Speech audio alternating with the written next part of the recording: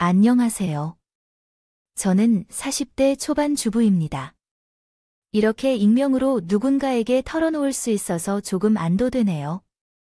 생각해보면 왜 이 집안과 연을 맺게 되었는지 궁금해집니다. 이렇게 힘들게 고생하는 이유가 무엇일까요? 사람들이 자기 합의를 한다면 이렇게 힘들게 안 와도 된다고 생각합니다. 이런 당연하고 뻔한 생각을 하며 수시로 다음을 상상합니다. 그래도 지금은 어느 정도 살만해져서 다행이지만 원래 시험은 가까이 있지 않은 곳에 사는 줄 알았는데 우리 시댁은 처음에 아주 성쉽게 그렇게 잘 숨겼습니다. 사실 신혼집과 시댁 사이에는 거리가 멉니다. 어머니는 매우 먼 시골에 살았기 때문에 접점이 없었고 대신으로 신우가 우리 집 근처 원룸에서 살았습니다. 그래서 신우가 자기 엄마를 대신하여 우리 집에 자주 놀러오는 이유인 것 같습니다. 신혼 초부터 애를 제법 키웠을 때까지 계속 드나들어 버릇을 했는데 말은즉은 적어도 얼마 정도는 사이가 좋았던 거죠. 처음에는 자기 오빠와 결혼해서 너무 고맙다, 언니가 부러워하다고 맨날 말해왔어요. 근데 거기에는 묘하게 이상한 뜻이 있었더라고요. 언니는 진짜 좋겠다. 우리 오빠 같은 사람이 어딨어요? 난 이런 남편 있으면 진짜 결혼했을 거야. 오빠가 외모는 좀 떨어졌지만 이렇게 자기 식구한테 자성하다, 그러요. 저는 대학 갔을 때 용돈도 오빠가 주었고 모든 걸 진짜 다 해주었거든요. 친구들이 다 저한테 내 오빠 최고라고, 이런 오빠 갖고 싶다고 했었고요. 들어보니 남편이 어지간히 자기 여동생을 결혼한 후에는 예뻐했다고 한 남편이 제게 이 집 근처 원룸을 구해줘서 주었어요. 그래서 너무 걱정이 됩니다. 명희가 서울에서 살고 싶어 했거든요. 그러나 혼자 아무 곳에나 살 수도 없고 제가 근처에 있으면 잘 살 수 있을 것 같아서 원룸을 임대했어요. 당신도 제 동생처럼 여기와 같이 돌봐줘라고 부탁했어요. 한편으로는 이런 관계가 썩 달갑진 않았어요. 제 남동생도 근처에 살고 있는데 그에 대해서는 전혀 관심을 갖지 않았고 자기 여동생을 주말마다 부르러 와야 했어요. 집이 문제가 생겨도 계속 나와서 해결해 주었고요. 또한 가장 싫어했던 것은 남편이 매번 입에서 내는 돈 없다는 소리였어요. 지금 다니는 직장도 너무 오랫동안 계속 듣기 싫었던 것입니다. 언니, 제가 이해할 수 없는데요. 서울의 물가가 왜 이렇게 비쌉니까? 한 끼 식사를 사 먹기에도 너무 비싸고요. 이러다가는 데이트는 언제 하고 돈을 모을지도 모르는데 결혼을 하고 싶어요. 적당히 돈을 많이 벌 수 있는 남자를 만나서 빨리 이런 삶을 벗어나고 싶어요. 그렇다면 우리 집에 올 때마다 생필품을 훔쳐가고 식탐이 끝이 없다고 소리를 질러요. 다행히 신우는 요리 손재주가 좋은 편이어서 집에 올 때 같이 요리를 했었어요. 그런데 자기 동생을 주말에 부른다면 같이 식사를 하자고 제가 임신했을 때부터 금지했어요. 주말에는 편하게 쉬고 싶은데 아가씨가 불편하다는 게 아니라 남동생이나 부모님이 불편하다는 이야기예요. 그냥 잠을 자는 동안 방치하지 않으려고요. 우리 둘이만의 시간을 보내고 싶어요. 이런 마음을 이해해 주세요. 아무래도 임신 초기부터 아기가 안정되기까지 사건이 많았어요. 그때는 남편이 꼭 다른 사람을 맞춰줬어요. 대신 자기가 여동생 내 뭘 그렇게 실어나더라고요. 그리고 아이가 태어나니 육아가 정말 힘들더라고요. 그때는 신우가 자기가 대신 아기를 보살피겠다며 집에 왔었고 며칠 정도는 도움이 됐던 것 같아요. 하지만 얼마 안 가서 저랑 본격적인 신경전이 생겨버렸는데요. 저도 그간 쌓인 것이 다 터져버렸던 거죠. 아가씨 여기, 제가 마트에서 전복죽 잔뜩 사러 온 걸 못 보셨나요? 20개들이 사서 올려놨는데 어떻게 두었더라고요? 아까 주방에 잠깐 쓴다고 하지 않았어요? 아, 그거 오빠가 먹기 위해 반으로 나눠서 가져가라고 해서 제가 쇼핑백에 담아놨어요. 아니, 그거 제가 먹으려고요. 산 거예요. 그건 나중에 오빠가 더러 따로 사다 주시겠다고 하셨지만 미안해요. 언니 다시 갖다 놓을게. 근데 좀 많이 무섭다. 언니, 너무 기분이 나쁘게 보이네요. 제가 뭐 나쁜 뜻으로 그런 것도 아니고 오빠가 가져가라고 해서 가져간 건데 딱히 뭐라고 하는 게 아니라 물건이 없어졌으니까 물어본 거죠. 오빠나 아가씨나 저한테 상해하고 챙긴 게 아니에요. 그냥 제자리에 돌려주시고 다음에 저한테 물어봐 주세요. 주방에 있는 건 전부 제 것이니까 에이, 언니 너무 기분이 나빠하신다. 이런 분위기는 저도 불편한데요. 일부러 그래서 아니라니까요. 오빠가 가져가래서 가져간 거라고요. 이러면서 매달래기만 시키는 것 같습니다. 시작되었고 결국 소란스러운 중에 남편이 와서 왜 그러냐 고 물었어요. 듣자마자 그것을 몇 개의 조사서를 보내면 어떨까 죽기가 얼마냐고 이야기하더군요. 그는 한 사람을 떠나 이 집 남매들을 대치하게 되었던 것이었어요. 결국 신호는 별것도 모르는 일로 누가 봐도 잔뜩 빚은 티를 내며 이제 불편해서 오빠는 못 오겠다고 했어요. 당시 육아로 지쳐 예민하고 소심해진 저는 괜히 말을 이렇게 했나 싶어 신경 쓰게 되었어요.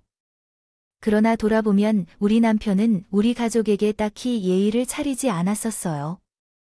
장모님은 우리 친정 엄마가 가끔 드나들면 소파에 앉은 채로 일어나지도 않아요. 자네 집에 있었구만. 여기 파김치랑 나무들이랑 내가 좀 해왔어. 와서 맛 좀 보게. 아, 장모님이 오셨어요. 뭐 할 이런 건데 근데 저도 이제 막 밥 먹었어요. 나중에 볼게요. 가만히 오늘 야구가 어디서 들어 그런 모습이 저를 은근히 기분 나쁘게 했고 마치 나중에 집에 가시면 속상하다고 하시더랍니다. 장서방, 어째서 그런 식으로 어른이랑 대접하는 법을 몰라. 지들이 먹으라고 고기랑 김치를 진짜 많이 싸들고 왔는데 한 번 같이 드실 줄도 모르고 그걸 내가 냉장고에 함께 넣어놨는데 물 안 떠주기도 않고 어디서 그렇게 예의 배웠는지 모르겠어. 예의와 매너 같은 걸 자기 가족만 챙기는데 다 써버린 것 같아. 자기 여동생인 나를 옆에 둬도 우리 집에 오면 1층까지 엄청 뛰어간다니까. 그리고 자기 아들보다 동생을 더 챙기는데 그게 왜 이렇게 화를 내게 만드는 거야? 엄마 말씨가 맞는 것 같나 봐. 남편은 제가 태어나지 않았으면 하는 듯. 클 동안 아무런 도움도 받지 못했어요. 신세한탄한 어린 시절부터는 젖병도 제대로 씻어주지 않았고 밥을 사서 먹었지만 한 번도 해준 적이 없었고 힘들게 아이를 돌봐도 일 때문에 바빴다며 곧바로 나가버리곤 했답니다. 물론 그 사람도 일함으로써 바쁘고 꼼꼼히 월급을 주며 고생했겠지만 야근하고 회식이 많아서 집에 거의 없었어요. 그러다가 사건이 발생해서 자신 남동생이 비슷한 상황에 놓이자 어찌할 줄 몰라 하고 있었어요. 여보, 내 말 좀 들어봐. 그때 미영이가 만난다는 사람 있잖아? 아, 왜? 저번에 우리 집에 한번 인사시켰던 그 멀대 같은 놈이 연락이 안 된다는데 결혼 얘기 다 해놓고 이걸 어떻게 해야 할까? 뭐, 지금 임신 때문에 빨리 결혼해야 했어. 그럼 아가씨는 어떻게 할 거야? 그런데 신우는 당시 만난 남자가 있었어요. 아주 홀딱 빠져서 밤낮으로 도시락을 가져다 주고 쫓아다니면서 그 와중에 임신까지 해서 난리가 났어요. 보이 예씨께서는 신우를 마음에 안 들어하고 결혼을 천천히 하는 것이 어떠냐며 자꾸 선을 두려하더라고요. 안 그래도 불안했는데 실제로 그쪽 남자가 갑자기 잠적해 버렸어요. 자기 부모도 정식으로 소개시켜주지 않고 전화로만 통화를 시켜줬는데 그러더니 모든 것이 끊어지게 되었어요. 신우는 임신한 몸으로 우리 집에 와서 며칠을 울어댔고 저도 그때는 좀 지쳤습니다. 똑같이 임신을 경험했고 남편과 싸울 때도 많았지만 저렇게 종적을 감춰버리고 사라지는 일은 흔치 않아요. 결혼조차 못하게 되어버렸죠. 그뿐만 아니라 순식간에 미모가 사라져버린 것이죠. 친정엄마도 그 이야기를 듣고서 얄미운 신우를 하지만 조금은 짠하게 생각하셨어요. 우리 시어머니는 그 사실을 알고 쓰러지셨고 그때에는 제가 번거롭게 여러 번 왔다 갔다 했었죠. 어쨌든 신호는 쌍둥이를 임신한 상황이었고 남편은 모든 것을 다 해주고 싶어 했어요. 그러면서도 따라가서 같이 출산을 지켜보고 축하해주기 위해 왔었고 먼저 우리 원룸에서 산후도우미와 아이들을 돌보도록 지원해 주셨어요. 솔직히 저도 아이를 키우는 입장에서 이상으로 그 가족을 도와주기 힘들겠더라고 생각했어요. 처음에 남편은 말도 안 되는 소리를 했었죠. 저는 얼마가는 한 달 또는 2달 동안 우리 집에서 미영이와 아이들을 돌볼 수 있는데 내가 조금 일찍 돌아와서 함께 볼 수 있으면 좋겠어요. 이미 시우는 우리 집에서 어느 정도 자랐지 않나요? 기반도 있고 거기에서 자면 어떨까요? 얼마나 멀리 사냐고 그러면서 그런 큰 공간과 작은 공간을 반대로 생각했어요. 20평짜리 좁은 집에 새어른과 새아이가 함께 있는 게 어떤지 의아해 했더니 이제 신우는 완전히 친정으로 돌아가는군요. 어떻게든 뭔가를 요구하며 오빠가 지극정성을 기울인다고 해서 따라야 한다고 생각했죠. 제가 어릴 적에 아이를 키울 때는 기적 한 번 받아본 적이 없었거든요. 그러나 아이들을 키울 때 신호 한 번 받아본 적이 없었는데요. 여유가 있을 때 자기 자녀들 것도 한 상자 시켜줄 수 있어요. 정부 지원금은 실제로 그리 많지 않아요. 아빠도 없고 받는 지원도 많지 않아서 정말 큰 문제가 생겼어요. 조만간 여기 원룸도 나가야 할 것 같고 어디로 갈지 모르겠어요. 엄마네 집은 너무 멀고 또한 엄마가 아이를 키울 때 너무 오래되어서 친구들이 천계적으로 빨라요. 요즘 누가 그런 삶을 살아요? 그리고 그러면서 당연히 우리 집에 있는 장난감들이 다 가져가려고 하는 거예요. 그 습관이 다시 나왔다 싶어서 뭐라 하려다 남편이 불쌍하다고 하니 3번까지만 참아봤어요.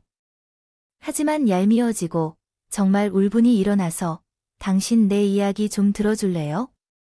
아가씨에게 직접 말하면 다투니까 당신이 전에 언급한 아이 장난감 문제에 대해 얘기를 말씀드릴까요? 여러 개의 문장이 섞여 있기 때문에 이해하기 어려울 수 있습니다. 아래의 문장을 분리하고 확실한 의미를 전달할 수 있도록 재정렬하였습니다. 거 몇 개씩 들고 가고 심지어 장난감도 다 고르고 상처나고 모한 것만 남겼어. 그리고 중고시장에서 무료를 받았다고 본인 집에 둘 때 없다고 저렇게 현관 앞에 크게 놔두고 갔어. 당신 어떻게 생각해? 아이 둘 곳이 없나 보지? 미용이 집이 솔직히 집이야. 그 조건한 공간에 놓을 데가 없으니 여기 둔 데잖아.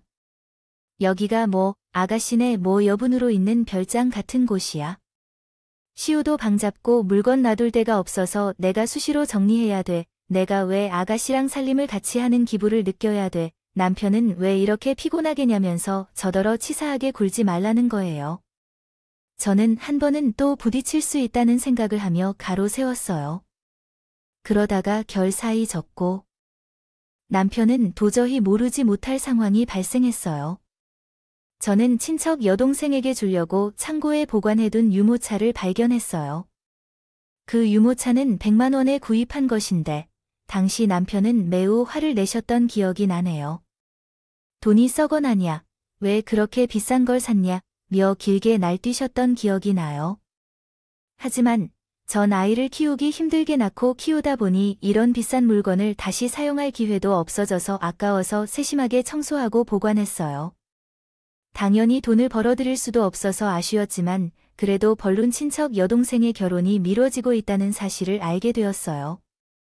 유모차는 당시 7에서 80만 원대에서 여전히 거래되는 비싼 브랜드였는데 이를 감안하여 차라리 팔고 다른 물건을 살 생각이 들었어요. 그래서 창고를 정리하던 중에 말이에요. 유모차가 없어서 불편했어요. 너무 무거워서 이상한 기분이 들었고 남편에게 물어봐도 알려주지 않아요. 세상에, 설마 하며 마음이 스쳐갔는데 마침 신우에게 연락했어요. 저 아가씨는 종종 여기서 아기 물건을 함께 나눠 쓴 적이 있어서 여기서 유모차를 못 보았는지 물어봤어요. 전 유모차가 뭔지도 몰라요. 언니 말을 들어보니 어쩌다가 용이 하나를 뺐겠구나 싶었죠. 그러나 저는 아이가 둘이라서 왜 그걸 사용할까요? 전 그것에는 흥미가 없어요. 언니가 그 말을 하자 제 마음이 점점 초조해졌어요. 혹시 누군가가 그걸 훔쳐갔을까 하고 신경이 쓰였고 또한 신호가 퉁명스럽고 불쾌했어요. 대체 어떻게 해야 할지 고민하던 중 갑자기 머리를 스쳐간 뭔가가 있었어요. 엄마들이 자주 이용하는 유모차가 말이에요. 중고마켓과 맘카페 등 여러 곳을 검색해봤습니다. 누군가가 그 물건의 브랜드만 알아보고 훔쳐갔다면 우리 동네에서 다니지 못할 걸 알아서 분명히 판다고 내놓았을 겁니다. 유모차를 포함한 모든 명세를 적어서 열심히 검색해봤습니다. 그리고 드디어 그 물건을 찾아냈어요. 동시에 충격을 받았습니다. 라면 이렇게 답하면 어떨까요? 그 물건을 다른 곳에 팔고 교환할까요? 그 물건을 판다는 게시물을 찾아 채팅을 보내고 몇 번의 대화 끝에 이 사람이 누군지 금방 알게 됐습니다. 유모차를 80만 원에 판다고 해서 자기가 있는 곳으로 오라며 주소를 보냈어요. 그 주소는 우리 동네였고 우리 집 근처였습니다. 중고마켓이라 연락처가 직접 공개되진 않았지만 직거래를 제안하는 그 분들은 바로 신혼의 원이었습니다. 저는 아무 말하지 않고 조용히 대화 내역을 캡처해서 갖고 있었고 다음날 신우에게 전화를 걸었습니다. 일부러 옆에서 밥을 먹고 있는 남편이 들을 수 있도록 스피커폰으로 전화를 걸었죠. 아가씨가 중고마켓에 유모차를 올렸다고 했어요. 어찌 그런지요? 저한테 전혀 유모차를 못하더니 80만 원에 내가 앞에서 판다고 올려놓으셨어요. 이거 그냥 참을 수 없을 것 같은데 어떻게 할까요? 남편은 제 말을 듣고 너무 놀라서 바로 숟가락을 떨어뜨렸고 신우의 반응은 진짜 대박이었어요. 그게 언니, 제가 다 설명할게요. 그게 거짓말한 것은 잘못했는데 보니까 언니도 이제 시커서 그거 쓰는 것 같지도 않고 너무. 저도 그렇게 했어요. 언니께 팔려고 했었거든요. 그 말로 저도 더했죠. 그러니까 왜 그러냐고 물었을 때 왜 대답을 안 했나요? 모른단다 고 말했다는 것 같아요. 그때는 정말 몰랐고요. 나중에 알게 됐어요. 그러니까 여기서부터 너무 화가 나서 다른 얘기를 하려고 했는데 농담이냐고 하면서 소리가 커졌어요.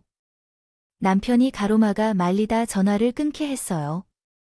왜 그 유모차를 그거로 크게 만들어 팔았냐 하는데 그걸 판 게 아니잖아요. 솔직히 말하면 미용으로 돈을 벌어본 적도 없는데 팔려고 했다고요. 사람을 나쁘게 생각하지 말아요. 정말 너무 우습다고.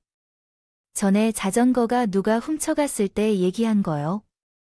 절대 합의 안 해준다고 난리치더니 이 유모차가 자전거보다 몇 배는 비싸다. 이걸 나를 보고 그냥 넘어가라고. 세상에, 리지나 말지. 이쯤 되니 남편도 할 말 없어서 입을 다물었고 저와 신호는 대판 싸우다가 결국 다시 돌려받게 됐어요. 하지만 롭게도 이날 우리 엄마가 집에 아기를 잠깐 오셨다가 유모차를 가져다 주러 온 신우와 마주쳤어요. 그거 유모차 아니에요. 사돈 처녀가 빌려갔던 건가 같이 들어와서 놓고 가네요. 왜요? 저 여기 그냥 두고 가려고요. 언니가 여기 도라고 했어요. 그래요. 저기 애들이 온다고 고생한다면서 들어와서 밥이라도 먹고 가려고요. 이거 안쪽에 좀 넣어 주실래요? 저 지금 애들만 두고 왔거든요. 저도 현관 쪽 문을 열어놓은 채로 말을 듣고 너무 기분이 나쁜데요. 엄마도 언짢은 표정으로 들어오셨는데 마침 집에 같이 있던 남편과 마주친 상황이었습니다. 사돈 처녀는 애 키우느라 힘들었던 것 같아요. 하지만 그녀의 마음을 이해할 수 있는데 유모차를 말도 없이 가져가다니. 게다가 이를 나를 보며 안에 넣으라고 했어요. 자, 좀 받아서 넣어줄래? 하자 남편은 그 무거운 엉덩이를 드러내고 일어서며 말했습니다. 있죠. 사돈 처녀 교육 좀 시켜야 될 것 같아. 어른이 밥 먹고 가라는 인사를 한다는 게 무슨 말버릇이야.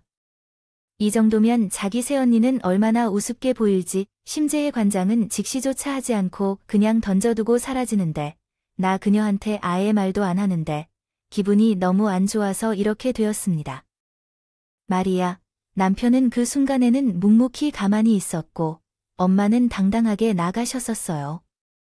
그리고 그 이후에는 제게 화풀이를 하시게 되죠. 당신은 장모님께 어디까지 얘기할 생각이신가요? 미영이가 유모차를 잠깐 가져간 것에 대해서도 말씀드렸어요.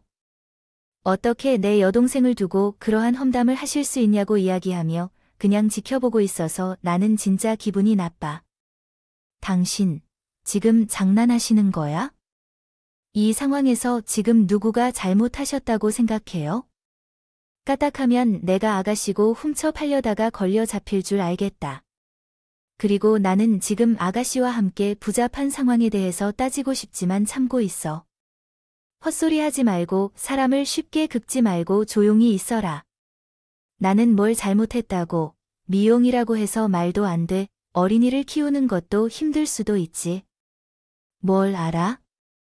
당신이 왜 이런 폭언을 하고 있어? 난리야.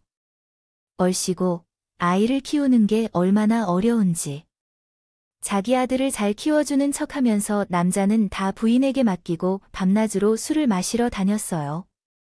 너는 집 남편 대신 아가씨의 남편이 되어야 했어. 나는 참 남편 없이 혼자 산 기분이었어. 게다가 언제나 신경 쓰는 아가씨까지 챙겨줘야 했고 우리는 오랜만에 심각한 이혼 위기까지 겪었어. 결국 나는 아가씨랑 한동안 보기가 싫어졌어. 남편도 잘못한 게 있었겠지만 우리 엄마들도 불편해했어. 서로의 집에 오지 못하도록 끝내자는 유치한 결론을 내리고 나와 남편 모두 서로 냉전에 돌입했다. 하지만 나도 사람이니까 결국 엄마에게 모든 것을 말했어. 버리진 않았어요. 안 그래서 도저히 속을 풀 수 없었어요. 저는 이때쯤 육아 하락으로 우울증이 심해져서 감정이 날카로워졌거든요. 엄마는 이 사실을 알게 된 후에 우리 시댁 전체가 화가 나 있었어요. 남자가 장가를 가면 집을 챙겨야지. 여동생은 딱 하다 치고 여동생을 두고 나간 그 놈이 알아서 하게 할 걸 왜 그래가 나와서 아이고 답답해.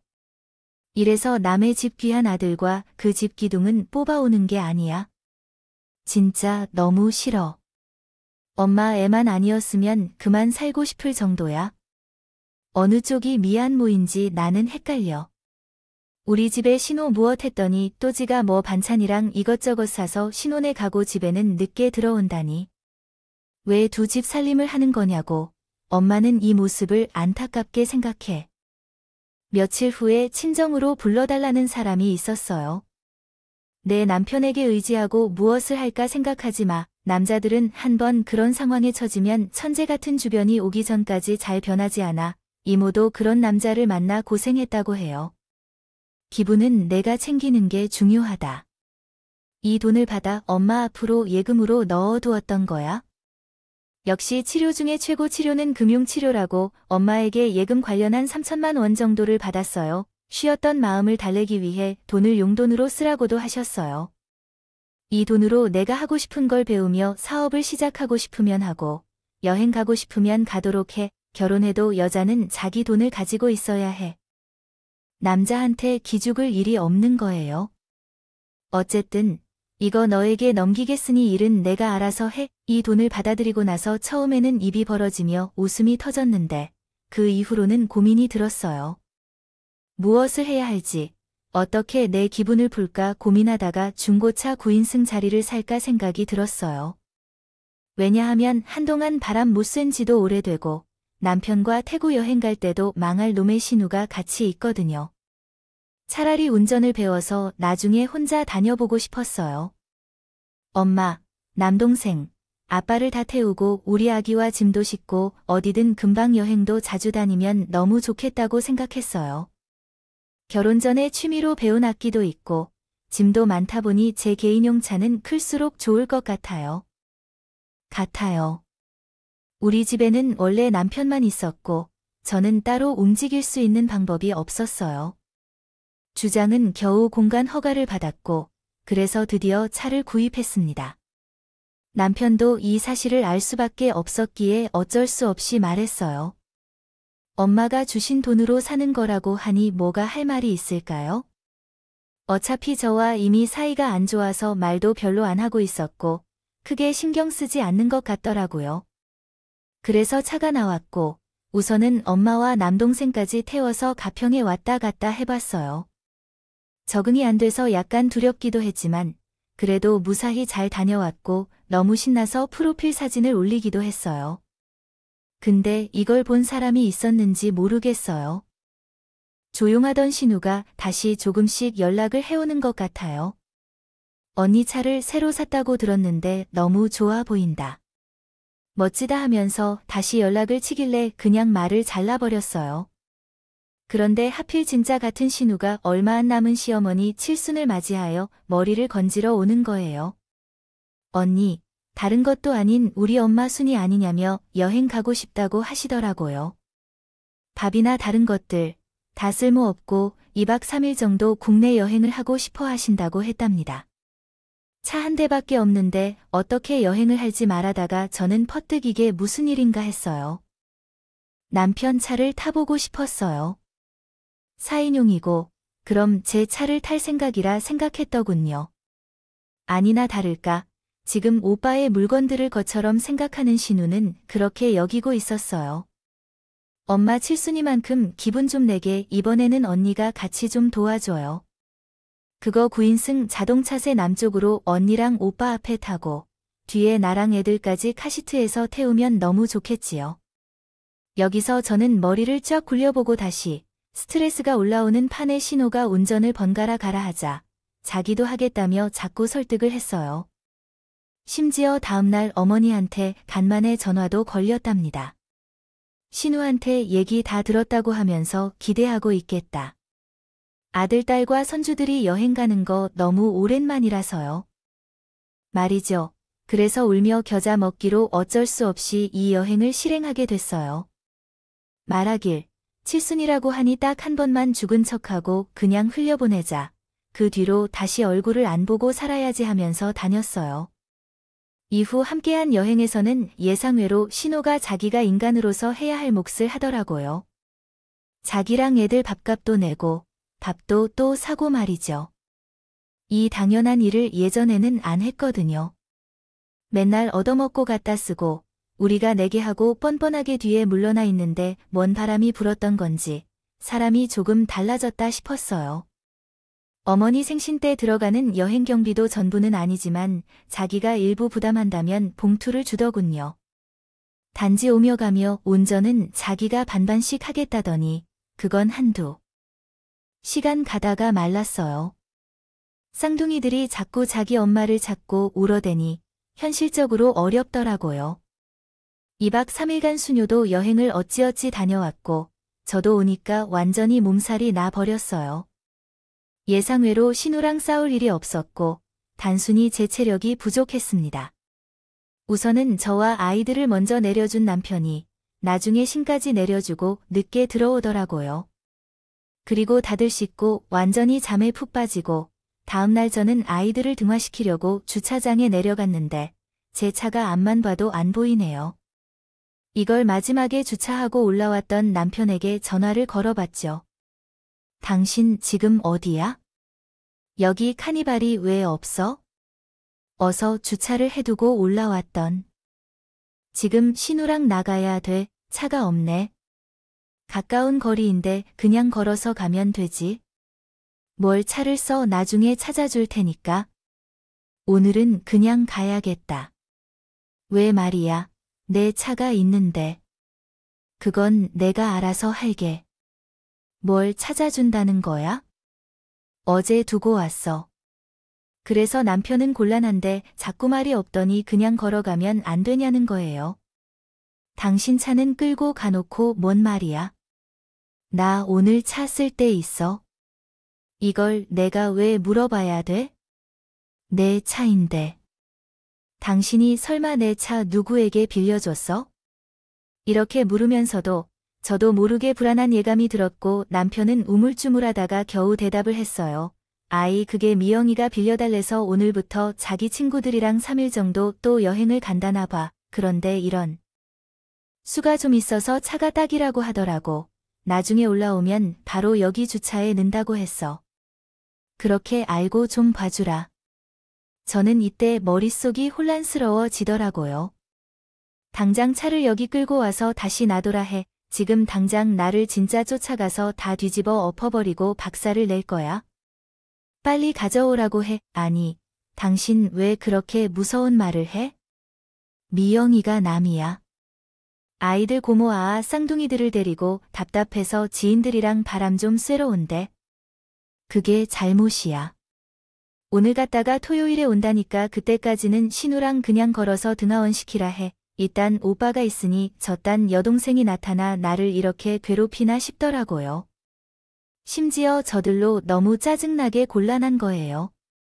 우리는 이미 차도 있고 그러니까. 카니발은 장모님께서 주신 돈으로 여유롭게 살아가는 차가 아니에요.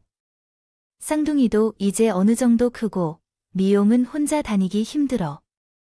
오늘은 이렇게 여행을 떠나게 해줬는데 너무 바쁘게 굴지 말고 가끔씩 빌려주거나 아니면 어차피 빌려준 건데 그쪽으로 넘겨주는 것도 괜찮을 거예요. 그때 진짜 미칠 뻔했어요. 남편과는 따로 말도 하지 않고 끊고 그 길로 신우에게 전화를 걸었어요. 아가씨, 지금 어디 있는지 모르겠는데 당장 차를 가져와서 되돌려 놓으세요. 빨리요. 무슨 말인지 알아들어요? 얼른 가져와 주세요. 그러자 신우는 자신이 바쁘다고 하고 지인들과 있어서 나중에 다시 전화하겠다고 합니다. 전 이들이 미쳤나 싶어 전화를 끊고 평생 만나지 않아도 괜찮겠다 싶었어요. 생각하라고 했어요. 옆에 있는 지인이고 자리도 그런 것들 눈치를 볼 때 남의 차리 동의도 없이 훔쳐가 놓고 그러자 신우도 그제서야 정신이 들었는지 따박따박 저한테 따지더라고요. 이거 봐요. 언니 진짜 좀 어이가 없네.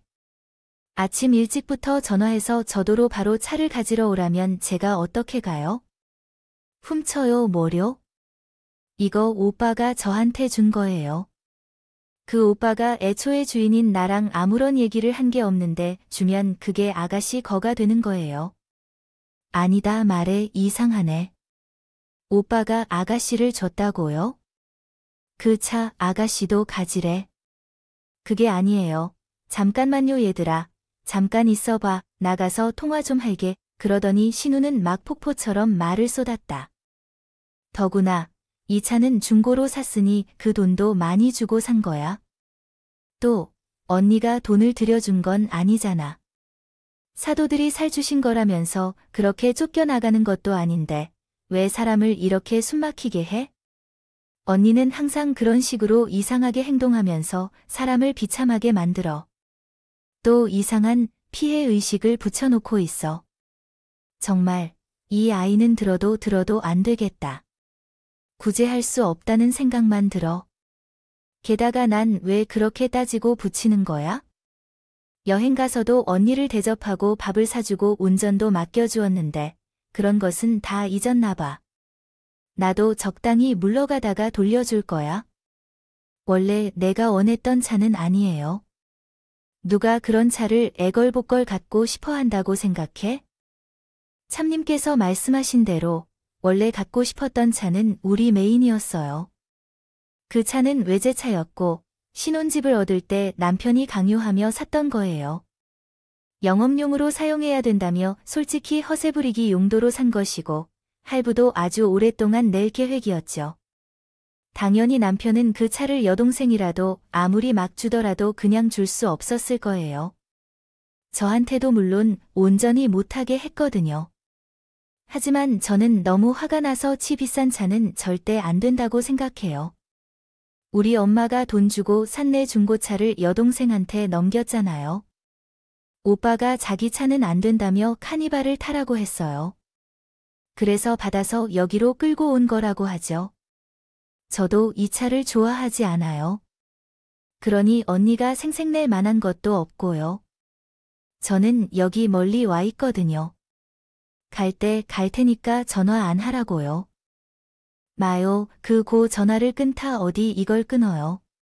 이렇게 실랑이를 벌이고 있는 사이 남편은 무엇이 불안했는지 자기의 등원을 시키겠다고 회사에서 잽싸게 차를 몰고 다시 왔더라고요. 저는 그 앞에서 다시 신우에게 전화를 걸었고 남편과 신우는 제 말을 듣고 기절할 듯 놀랐어요. 아가씨, 맨날 뇌물 몰래 훔쳐다 쓰는데 나 아가씨 고수 오빠랑 이혼할 거예요. 이제 진짜 이대로 못 살겠네요. 고소해서 싹 밀어내고 이혼하고 나랑 시우만 사는 게 낫겠어요. 그러자 신우는 짜증스럽게 전화를 받았다가 놀랐는지 말이 없었고 남편은 진짜 턱에 빠질 것 같은 표정으로 저를 쳐다보더라고요. 나 준 거 다 갖고 있어요. 고소할 증거 충분한데 이렇게 또 새로 이력을. 아가씨가 아가씨 오빠하고 나 가족이지. 나랑 뭔 상관이 있어? 아가씨가 뭔데 엄연히 법적으로 남의 재산을 갖고 도망가서 주해만의 사람을 조롱하는데 진짜 확다. 뒤집어 버릴까 보다. 진짜 제 말에 신호는 숨죽여서 꾸물꾸물 뭐라 중얼거리기만 하더라고요. 전에도 애 유차벌레 가져가서 팔려던 것 걸렸어서 되도는 변해. 이번에도 오빠가 나한테 묻지도 않고 넘겨준 차 덥석 가져가서 지금 뭐라고 어이가 없어. 죽겠네. 아니 당한 건 난데 왜 지가 당한 것처럼 맨날 따져대. 이제 우리끼리 말이 안 통하니까 법으로 얘기합시다. 이거 우리 엄마가 치료해준. 내 돈으로 산 것이며 계약서도 내 것이지. 그것을 지금 여자가 몰래 가져가서 헛소리를 하고 있는 거야? 너희들은 이번에 제대로 혼나봐야 해. 남편은 막 눈치를 살며시 봐다닌다. 그리고 어떻게 할지 모르는 듯이 하더라. 나는 제 입으로 이혼이란 말을 처음으로 꺼내봤어. 정말 입 밖으로 말해본 적은 없었으니까. 상황은 그렇게 따져보라니 종일 침묵이야. 진짜로 못 본다고 말했어. 바늘도둑 소도둑하는 짓에 대해 넘어가 주어서 이렇게 된 거야? 참을 수 없다고 신성하게 당부했어. 나는 합의하지 않을 거야. 이제부터 여자가 뭐야. 그런 호칭도 다 필요 없다고 했잖아. 나는 네 오빠랑 함께 있을 테니. 이혼하자고 그래. 그럼 넌 나랑 뭘 하겠어? 진짜 이 더러운 인연 같다. 나도 내게 방해 많이 받았고 이제 너와 좋은 날은 끝났어. 그러다가 전화 끊자마자 신호가 다시 울렸어. 그냥 애들이랑 어린이집 가는 척하면서 계속 전화했어. 그러다가 문자들을 엄청 보내가지고 사과하고 싹싹 빌었어. 지금 즉시 서울로 갈 것이다. 청승을 다 걸겠다. 그러다가 남편은 계속 뒤에서 따라오면서 슬슬 눈치를 채우고 있고 그 사이에 어머니까지 전화까지 걸었어. 진짜 웃겼다. 아니, 미영이한테 몇 마디 했지만 너도 많이 기분 상할 거야. 내가 재미있는 척 해줬고 내가 욕 좀 많이 먹었지. 근데 이게 무슨 소리야? 가족끼리 이런 고소를 하고? 에휴, 자식을 키우는 엄마는 왜 그렇게 혼나게 하세요? 어머님, 지금 보니까 어머님과 자식들은 정말 많이 닮았네요. 남들에게 잘못을 저지르면 사과할 줄도 모르고 오히려 당당하고 자기가 한 일을 반성하지 않으려고 해요. 유모차를 빼앗기고 이제는 어머니께서 사주신 제 차마저 빼앗길 뻔했어요. 그걸로 따지는 걸 보면 정말 잘못된 사례라고 생각해요. 어머니는 전날 마술 여행에서 고마운 선물을 하나도 감사히 여기지 않고 화를 내셔서 놀랐어요. 그 전에 잘한 일은 그냥 무시하시던데 어머님은 애엄마가 고생하는 것을 안타깝게 여기시나 봐요. 제가 애엄마가 되어서 고생하는 것을 보니 어머님도 마음이 아프신 모양이에요. 남의 물건을 훔쳐서 사용하는 거에 대해 용납할 수 없어요. 저희 친정어머니도 이런 행동이 창피스러워 하시고 고소하기도 부끄럽다고 하셨어요. 어머니는 자신의 딸과 손주까지도 저렇게 모독적으로 행동하는 걸 그냥 내버려 둘 수 없을 거예요. 이런 식으로 계속 사는 건 문제가 될 수 있어요. 저를 나중에 큰일로 몰고 갈 수 있어요. 제 손 친구들의 물건을 마구 가져다 쓰다가 더 큰 문제가 생길 수 있어요. 저는 이걸 절대로 방관할 수 없어서 밀어붙였어요. 결국 상대방은 전화를 끊어버리셔서 저는 지방에 놀러가서 차를 다시 몰고 저희 집에 왔어요. 그런데 사람들이 정말로 자극적이고 나쁜 거려. 너무 지쳐서 눈물 흘리며 아기들을 데리고 와서 저에게 보여달라고 해요. 동정심을 유발하도록 울리는 아이의 말을 따라서 헛소리하지 말고 지금 당장 나가세요. 여기서 차만이 아니라 이번에 유모차를 판 것에 대한 내역도 다 가져가서 그것까지 매몰하기 전에 힘든 상황에 놀라지 않기를 원하시면 당장 나가세요. 저는 완전히 정신을 잃어거센 태도로 소리쳤을 때 신우는 제가 진심임을 알아차리고 깨달았다고 했어요. 남편이 휴가를 내던지 어떻게든 여부와 상관없이 연신 저와 신우 곁에 머물러 있는 것처럼 둘 다 양쪽으로 주의를 기울인 채 있었어요. 제 자신의 이혼 사안에서 여동생이 고소 위기에 처하면서도 회사나 자존심 같은 것이 중요하지 않았을 텐데요. 그래서 결론적으로 제가 말씀드리자면 그날 이후로 남편은 며칠에 걸쳐 나를 붙잡고 설득하려고 바라다 보니 질리게 되어 의도적으로 짐을 싸서 엄마와 함께 도망치게 되었습니다. 내가 온갖 서류를 다 준비해서 다시 신혼집에 들렸을 때 남편은 제가 그렇게 보이자 극도로 불안해하더군요. 실제로 이혼을 할 생각이니라며 조금도 합의해줄 생각이 없다며 제가 이행할 생각이니라 싹 다 확인하며 치를 떨더군요. 그러던 중 제게 딱 한 가지만 부탁하겠다는 내용을 전해왔습니다. 그 일단은 이해했지만 미인은 저희 아이니까 앞으로는 아이를 키우고 사는데 그렇게 된다면 어떻게 해야 할지 당신의 마음을 알아달라며 고소하는 것만은 좀 가만두라고 부탁했습니다. 이혼을 하고 제가 웬만한 것은 다 포기하고 당신을 챙겨주고 나가겠으니 미영이만은 좀 돌봐주길 바라라고 했습니다. 잘못했기 때문에 눈물이 나. 그리고 징그러워. 죽겠어.